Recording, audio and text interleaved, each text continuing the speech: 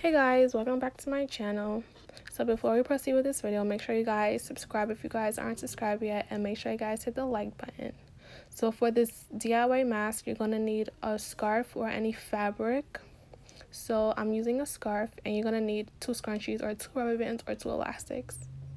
And then you're going to want to fold the fabric in like 3s or 4s depending on who the mask is going to be for. So for a child, you want to fold it so it could be smaller, and since I'm an adult, I'm just making it like medium size, just enough so it could protect your nose and your mouth, but you can extend it in the end.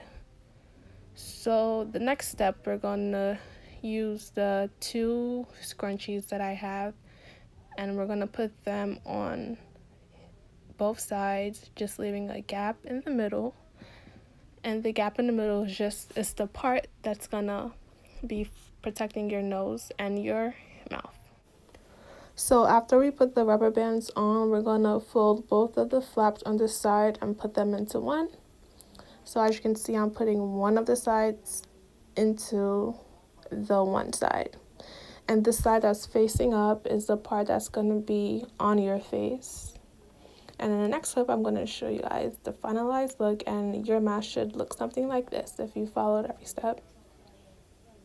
So that's how it looks, and now you just put it on.